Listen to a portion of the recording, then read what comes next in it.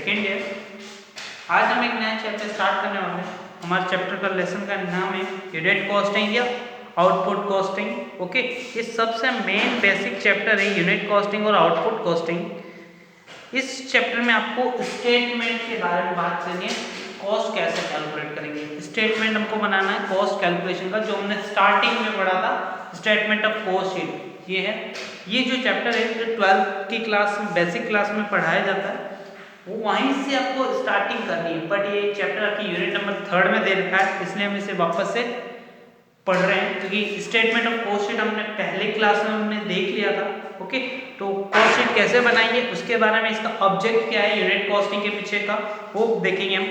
हमें किसी भी प्रोडक्ट की पर यूनिट कॉस्ट कैलकुलेट करनी है। पर यूनिट की कॉस्ट कैसे कैलकुलेट करेंगे, तो उसमें पूरा एक स्टेटमेंट बनाना होगा। सबसे पहले हम बात करेंगे, फर्स्ट हमारा जो स्टेटमेंट बनता है वो क्या बनता है, स्टेटमेंट बनाएंगे कॉस्ट शीट का। तो फर्स्ट आपके पास हो गया raw material, raw material use कर लेंगे। फिर आप ओपनिंग में हो सकता है या रॉ मटेरियल परचेज करें, परचेज।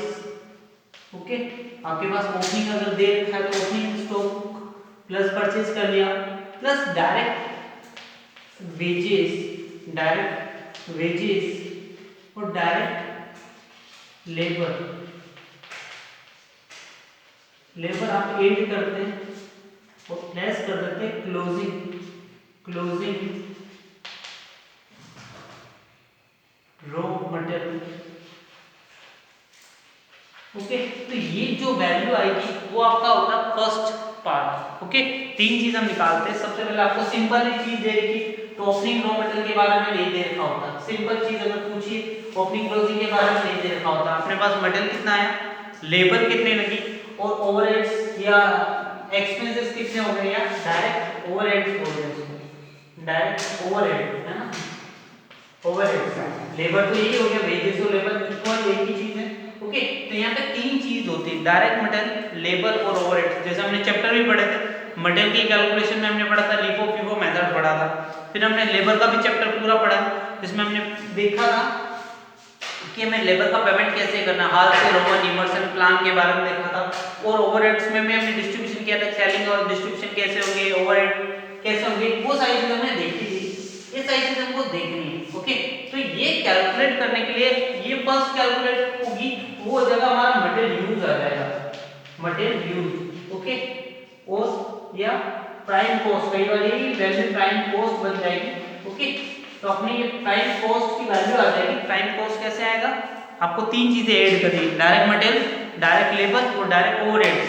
ये ऐड करोगे, उसके बाद आपको क्या करना है, जो भी मटेरियल बन जाएगा ये आपकी प्राइम कॉस्ट है ना, मूल लागत जिसको बोलेंगे हम। क्या मूल लागत में कौन कौन से कंपोनेंट होंगे, raw material, direct raw material जो भी आपने परचेज किया, डायरेक्ट वेजेस हो गई और डायरेक्ट ओवरहेड्स, वो तीनों को ऐड करने पर हमारी वैल्यू कौन सी आएगी, प्राइम कॉस्ट आएगी। ओके, सेकंड जो चीज है हमारी, सेकंड चीज आ जाएगी फैक्ट्री से रिलेटेड। इसमें आपको क्या करना, अब आगे जाके एक्सपेंसेस कौन से होंगे, जो फैक्ट्री से रिलेटेड सारे एक्सपेंसेस होंगे। फैक्ट्री से रिलेटेड कौन से हो सकते हैं एक्सपेंसेस, फैक्ट्री का रेंट हो गया, वो फैक्ट्री की सैलरी हो गई, पावर का एक्सपेंसेस हो गए है ना, इलेक्ट्रिसिटी, पावर के बारे में यूज कर रहे हो, पावर और इलेक्ट्रिसिटी में थोड़ा डिफरेंस है ना, बड़ी जो क्वांटिटी होगी उसमें पावर वर्ड का यूज करते हैं, इलेक्ट्रिसिटी का यूज करते हैं ऑफिस से रिलेटेड। ओके, यहाँ पर आपको क्लियर होना चाहिए पावर की वैल्यू, आपको यहाँ पे सारी इंफॉर्मेशन दे देंगे और उसके बाद बोलेंगे आप स्टेटमेंट प्रिपेयर करो, तो आपको सारी चीजों को देखना होगा, कौन सी जो अमाउंट है कहाँ जाने चाहिए, वो आपको अलग अलग करनी है। ओके, तो नेक्स्ट फैक्ट्री के एक्सपेंसेस आप ऐड कर देंगे तो आपकी कौन सी कॉस्ट आएगी, वर्क कॉस्ट। ओके, तो यहाँ पे आपको ऐड क्या करना है, फैक्ट्री एक्सपेंसेस, भी पूरा स्टेटमेंट बनाऊंगा, फैक्ट्री ओवरहेड्स आप ऐड कर देंगे, तो वहां की जो कॉस्ट होगी उसे बोलेंगे वर्क कॉस्ट और या फैक्ट्री कॉस्ट, फैक्ट्री कॉस्ट आप बोलते हैं। फिर इसके बाद आ जाएगा सेलिंग एंड डिस्ट्रीब्यूशन के expenses, selling and office and administrative के, ऑफिस से रिलेटेड जो भी आपके एक्सपेंसेस होंगे, मान लिया ऑफिस की सैलरी हो गई, ऑफिस के जो भी मैनेजर्स हैं उनकी सैलरी हो गई, ऑफिस के लाइटिंग का, ऑफिस का रेंट, ऑफिस का कोई भी एक्सपेंसेस जो ऑफिस से रिलेटेड है, वो सारी चीजें कहाँ होगी, यहाँ होगी। इससे पहले फैक्ट्री के अंदर आप चले जाएं, फैक्ट्री हेड में दो चीजें स्पेशली होती है, work in progress. Work in progress का काम कहाँ होगा? वर्क इन प्रोग्रेस का मीनिंग क्लियर है आपको? Work in progress, work in progress का मीनिंग होता है जो काम अभी कंटिन्यू में चल रहा है ना, ना तो वो 100% कंप्लीट हुआ या ऐसे बोले कि या आधा अधूरा मटेरियल है। ओके, तो वर्क इन प्रोग्रेस जो मशीन के अंदर वर्क करते टाइम प्रोसेसिंग पीरियड में है वो सारा वर्क इन प्रोग्रेस होगा। अगर वर्क इन प्रोग्रेस का ओपनिंग और क्लोजिंग का बैलेंस होगा तो ओपनिंग को ऐड करेंगे, क्लोजिंग को लेस करके फैक्ट्री के अंदर। सेम ऑफिस एंड एडमिनिस्ट्रेटिव में चले जाएं तो फिनिश गुड्स का ओपनिंग और क्लोजिंग, ओपनिंग तो ऐड कर देंगे, क्लोजिंग को लेस कर देंगे। फिनिश गुड्स किस में आ जाएगा? ऑफिस से रिलेटेड। तो आप ऑफिस से रिलेटेड एक्सपेंसेस को ऐड करते हैं तो हमारा क्या आ जाएगा? Office and administrative, office and administrative overhead का ऐड कर देंगे तो कॉस्ट ऑफ प्रोडक्शन आ जाएगी। क्या आ जाएगी? Cost of production. ओके, मैं अभी जनरल चीज बता रहा हूँ चैप्टर के बारे में, बाकी डीप में आप पूरा चैप्टर पढ़ेंगे सब चीज आ जाएगी। फिर इसके बाद जो आती है वो सेलिंग एंड डिस्ट्रीब्यूशन के एक्सपेंसेस। सेलिंग एंड डिस्ट्रीब्यूशन के एक्सपेंसेस कौन कौन से हो सकते हैं? कौन कौन से एक्सपेंसेस हो सकते हैं? जैसे एडवर्टाइजमेंट। एडवर्टाइजमेंट क्या होगा? अगर आप जो भी गुड्स को सेल करेंगे उसके लिए क्या करना पड़ेगा? एडवर्टाइजमेंट करना होगा। आपने कोई भी ऐसे या फ्री सैंपल प्रोडक्ट को सेल किया, वो आपका एडवर्टाइजमेंट का पार्ट हो गया, तो वो आपकी कॉस्ट में ऐड होता है। तो आपकी वैल्यू ऐड करने के बाद सेलिंग एंड डिस्ट्रीब्यूशन के एक्सपेंस को ऐड करने के बाद वैल्यू आएगी उसे आप क्या बोलेंगे? कौन सा क्या हो जाएगा? वो cost of goods sold, cost of goods sold हो जाएगा। ओके, यहाँ पे क्या ऐड करना?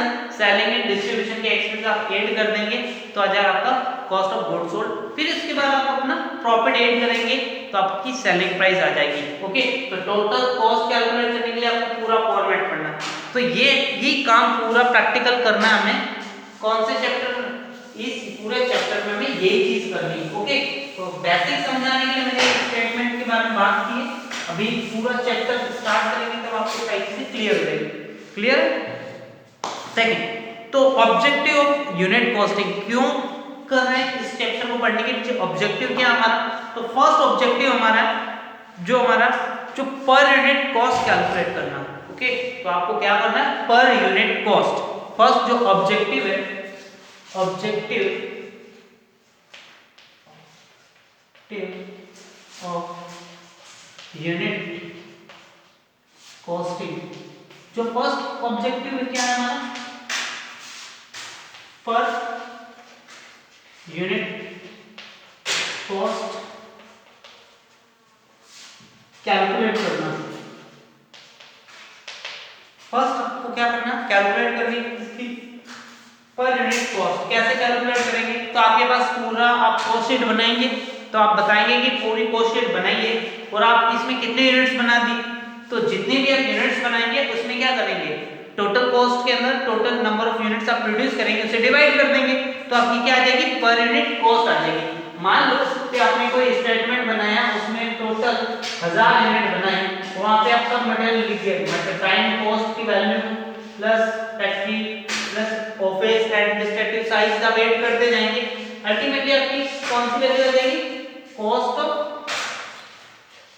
गुड सोल्ड आ जाएगा, है ना? लास्ट वैल्यू आ जाएगी। मान लो 10,000 या 90,000 टोटल वैल्यू आ गई, तो आपको पर यूनिट कॉस्ट कैसे कैलकुलेट करनी है? तो नंबर ऑफ यूनिट्स कितनी बन रही है? 1000। ओके, आप यूनिट कितनी बना रहे हो? 1000 यूनिट्स बना रहे हो, बट आपकी टोटल कॉस्ट कितनी है?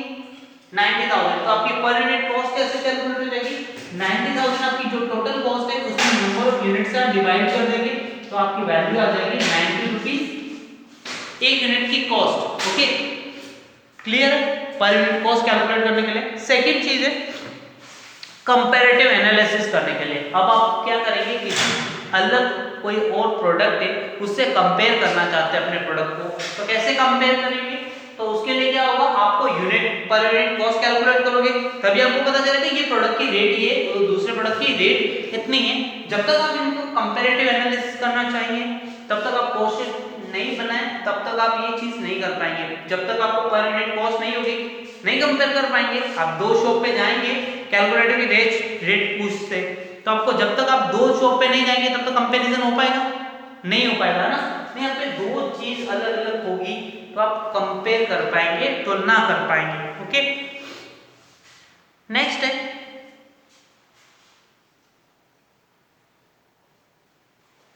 टोटल जो भी आपकी यूनिट्स हैं उसमें आइडेंटिफाई करना है कि कौन सी कॉस्ट का कितना पार्ट है। ओके, यहाँ पे आपके तीन चीजें होती है, तीन चीजें मेन है, डायरेक्ट मटेरियल, लेबर और ओवरहेड्स। तो आपको देखना है कि आपके प्रोडक्ट के अंदर जो भी कॉस्ट लग रही है कौन सी कॉस्ट ज्यादा आ रही है, कौन सी कॉस्ट कम आ रही है, क्योंकि जितनी ज्यादा कॉस्ट होगी आप उस पर क्या करेंगे, अपने रूल्स, अपने ऐसे कुछ स्पेशल कंट्रोल करने के टूल्स टेक्निक यूज करके या उसका वेस्टेज को कम करेंगे, है ना। तो आपका मटेरियल की कॉस्ट ज्यादा आ रही है तो आप मटेरियल की कॉस्ट कैसे कम कर सकते हैं, आप चाहेंगे वहां पे थोड़ा कंट्रोल बढ़ा दें जिससे लेबर क्या हो, उससे जो मटेरियल का वेस्टेज है वो कम से कम करें। ओके, हो सकता है कि लेबर बहुत ज्यादा लग रही है तो हो सकता है कि वहां पे कुछ लोग, कम लोगों की रिक्वायरमेंट बट ज्यादा लोगों को हमने लगा रखा है ना।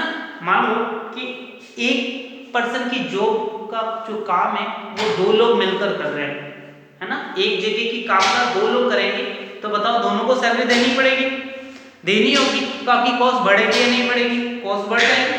तो आप क्या करोगे, वो ऑप्शन देखोगे कि आपके सामने एक्चुअल में रिक्वायरमेंट कितनी है और कितने लोग काम कर रहे हैं। ओके, तो आप क्या करना पड़ेगा, आपकी कॉस्ट कौन से पार्ट में ज्यादा है, आप कैसे कंट्रोल करेंगे, वो चीज देखने के लिए हम देखेंगे ये पॉइंट। नेक्स्ट, विक्रय मूल्य का उचित निर्धारण या सेलिंग प्राइस डिसाइड करना, आपकी सेल प्राइस क्या होनी चाहिए। अब मैं तो बोलूं कि आपको कोई प्रोडक्ट आपने कभी बनाया नहीं है, अब उसकी कॉस्ट बतानी है, आप बता पाएंगे क्या बिना एस्टिमेशन किए, बिना कॉस्ट शीट बनाए। जैसे मान लिया एक बुक आपको प्रिपेयर करनी है, बुक छापनी है ना, आपके पास सारा मटेरियल है, अब आपको क्या क्या चीज की रिक्वायरमेंट रहेगी, बुक के ऑथर कितनी रॉयल्टी लेंगे, उसके लिए पेजेस की रिक्वायरमेंट कितनी होगी, प्रिंटिंग का खर्चा कितना होगा, उसका मार्केटिंग का खर्चा कितना होगा, ऑफिस का खर्चा कितना होगा, टाइपिस्ट का खर्चा कितना होगा, वो सारी चीजें आप ऐड करेंगे, शायद तभी पता लगाएंगे कि एक्चुअल में इस प्रोडक्ट की कॉस्ट कितनी होने वाली है। तो उसकी कॉस्ट पता लगाने के लिए आप सारी चीजें करेंगे। ओके, तो यहाँ पे आपको सेलिंग प्राइस डिसाइड करनी है तो आपको सारी चीज के कॉस्ट का एस्टिमेट लगाना पड़ेगा। जैसे स्टेटमेंट वाइज कॉस्ट की बात करें, जो हमारा स्टेटमेंट, मटेरियल कितना यूज हो गया, सेकंड लेबर कितनी यूज हो गई, ओवरहेड्स कितने लगे, फैक्ट्री में हुआ तो फैक्ट्री के एक्सपेंसेस कितने होंगे, ऑफिस से रिलेटेड है तो ऑफिस से रिलेटेड एक्सपेंसेस कितने होंगे, सेलिंग एंड डिस्ट्रीब्यूशन से रिलेटेड है तो वो एक्सपेंसेस कैसे होंगे। नेक्स्ट, जो सेलिंग एंड डिस्ट्रीब्यूशन के बाद आ जाए, आपका प्रॉफिट मार्जिन कितना होगा, सभी लोग अपना प्रॉफिट मार्जिन रखेंगे। ओके, और जिसका प्रोडक्ट मार्केट में वही सरवाइव करेगा जिस प्रोडक्ट की कॉस्ट कम होगी, है ना। अगर आप सेम क्वालिटी का प्रोडक्ट है तो आपके सामने चार प्रोडक्ट ऑप्शन में है तो आप बेस्ट प्रोडक्ट उसी को यूज करेंगे जो आपको सस्ती रेट पर देगा। सेम क्वालिटी है तो आप क्या करोगे, अपनी कॉस्ट को कम से कम करने की जरूरत, तभी आपको प्रोडक्ट सेल हो पाएगा। ओके, एक होता है हमारा कॉन्ट्रैक्ट प्राइस डिसाइड करने के लिए, कॉस्ट शीट हम बनाते हैं, कॉन्ट्रैक्ट प्राइस डिसाइड करनी है। मान लिया, एज्यूम करो कि एक कॉन्ट्रैक्टर है, कॉन्ट्रैक्टर को आप बोलते हो कि एक बिल्डिंग बनानी है ना, तो आप बताओ ये बिल्डिंग कितने में बना दोगे, है ना।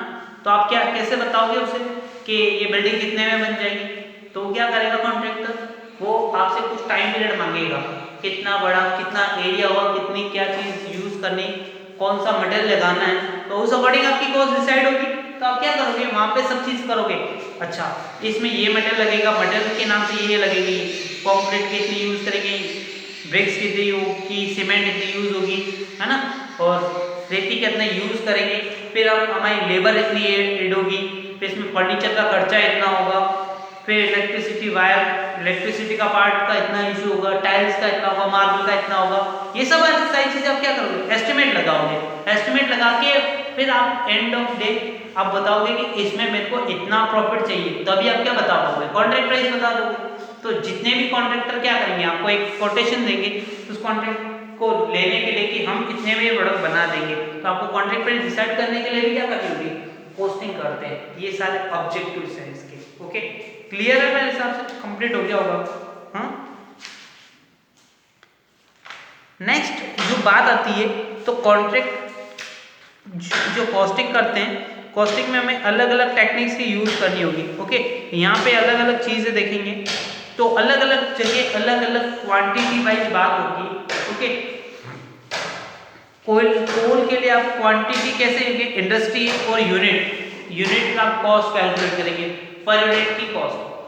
जैसे आप एग्जांपल ले लें, मार्बल के लिए क्वांटिटी कैसे उसको करते हैं, मार्बल कैसे वेट, मार्बल का आप प्रोडक्ट सेल करेंगे किस अकॉर्डिंग करते हैं, पर टन की बात होती है। मार्बल कोल अगर आप सेल करेंगे तो पर टन या पर केजी मेटल बात करते हैं क्या, मार्बल में नहीं होती। ओके, पर टन की बात हो जाएगी। ओके, तो यहाँ पे क्वांटिटी बात करेगी। तो आप अगर आप ब्रिक्स की बात करेंगे, ब्रिक्स इंडस्ट्री या ईंटों की जो इंडस्ट्री है ना, तो उसके लिए आप कितनी यूनिट से बात होगी, तो वहां पे 1000 में बात होती है ना, एक दो यूनिट्स के बारे में बात नहीं होगी। ओके, तो वैसे ही जो आपका कॉटन इंडस्ट्री है, कॉटन इंडस्ट्री में कैसे आप कैलकुलेशन करेंगे, पर मीटर। ओके, पेज जो पेपर इंडस्ट्री है उसमें आप कैसे यूज करेंगे, पर रीम, कितने जो भी आपके पूरे सेट में कितने पेजेस आते हैं, एक दो पेजेस की आप कॉस्ट कैलकुलेट, पूरी रिम की कॉस्ट आप कैलकुलेट करते हैं। ओके, नेक्स्ट जो है हमको देखना है स्टेटमेंट ऑफ कॉस्ट, जो मैं बेसिक बता रहा था, अब मैं उसको प्रॉपर वे में बताऊंगा। तो स्टेटमेंट ऑफ कॉस्ट आज की क्लास में देख लेंगे, बाकी के इसके क्वेश्चन स्टार्ट हो जाएंगे, सारे क्वेश्चन आपको तभी समझ आएंगे जब आप लोग सारी चीज क्लियर कर पाएंगे। ओके, तो यहाँ पे सिंपल स्टेटमेंट ऑफ कॉस्ट कैसे बनाएंगे, तो simple statement of cost, statement of cost, first आपका क्या चीज आनी चाहिए, क्या आना चाहिए, तो फर्स्ट आपका आ जाएगा डायरेक्ट मटेरियल आप यूज करेंगे, फिर आप ऐड करेंगे इसमें डायरेक्ट लेबर, और थर्ड आएगा डायरेक्ट एक्सपेंसेस ऐड करेंगे, तो आपकी जो वैल्यू आ जाएगी वो आपकी हो जाएगी, यहां तक की जो वैल्यूज होगी फर्स्ट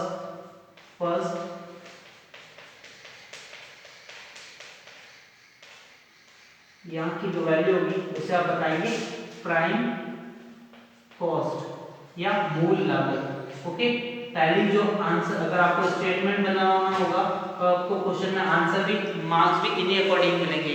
तो आपने प्राइम कॉस्ट कैलकुलेट कर ली, फिर इसके बाद आपका क्या चीज होगी, तो आपको ऐड करने फैक्ट्री एंड या वर्क कॉस्ट, फैक्ट्री या वर्क कॉस्ट। ओके, फैक्ट्री या वर्क कॉस्ट का मीनिंग क्या हुआ, जो फैक्ट्री से रिलेटेड एक्सपेंसेस है, फैक्ट्री से related factory rate, power, fuel, बहुत सारी चीजें हो गई। तो यहाँ की जो कॉस्ट आएगी आप बोलेंगे उसे वर्क कॉस्ट या प्राइम कॉस्ट, वर्क कॉस्ट या फैक्ट्री कॉस्ट बोल देंगे। यहाँ की वैल्यू आप ऐड करेंगे तो आपके सामने एक और वैल्यू आ जाएगी, वो ये वैल्यू हो जाएगी। फिर आपको नेक्स्ट जो पॉइंट आपको देखना है उसमें ऐड होगा office and administrative overheads. Okay, overheads का मीनिंग क्या होगा, एक्सपेंसेस से रिलेटेड है ना। ओवरहेड्स क्या होता है, हमारे सारे एक्सपेंसेस हमने आप क्या बोलेंगे, कॉस्टिंग में ओवरहेड्स बोलते हैं। ऑफिस से रिलेटेड, ऑफिस सैलरी हो गई, ऑफिस रेंट हो गया, वो सारी चीज आप ऐड कर देंगे। तो ऐड करने के बाद जो वैल्यू होगी उसे बोलेंगे कॉस्ट ऑफ, क्या बोलेंगे, कॉस्ट ऑफ प्रोडक्शन। क्या बोलते हैं, cost of production. Okay, cost of production आप शो कर दें। फिर इसके बाद जो वैल्यू आएगी, अब उसमें आपको क्या चीजें ऐड करनी है, selling and distribution, selling and distribution add कर दें। सेलिंग एंड डिस्ट्रीब्यूशन आप ऐड कर देंगे तो आपकी वैल्यू आ जाएगी, वो हो जाएगी cost of goods sold, cost of goods sold ये आपकी वैल्यू आ जाएगी।